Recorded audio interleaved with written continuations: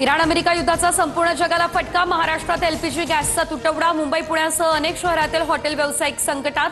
Hotel व्यावसायिकांवर चूल पेटवण्याची वेळ ओढावली।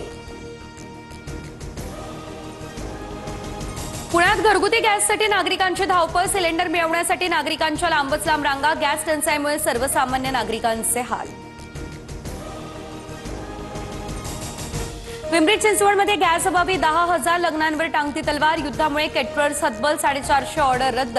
45,000 कामगारांचा रोजगार संकटात। अमेरिका इराण युद्धाच्या शेतकऱ्यांना मोठा फटका। भाज्यांची निर्यात ठप्प झाली, त्यामुळे दर गडगडले। पालेभाज्यांच्या दरात मोठी घसरण।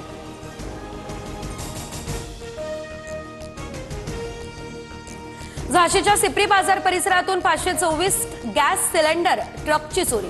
ट्रकमध्ये 18 लाख रुपये किमतीचे गॅस सिलेंडर। पोलिसांनी अज्ञात आरोपीचा शोध सुरू केला। पुण्यात 10वी परीक्षेचे गणिताचे पेपर फुटले। परीक्षेच्या 3 दिवस आधीच एका टेलिग्राम ग्रुपवरती पेपर लीक। ग्रुप ॲडमिनसह सदस्यांविरोधात शिवाजीनगर पोलीस ठाण्यात गुन्हा दाखल।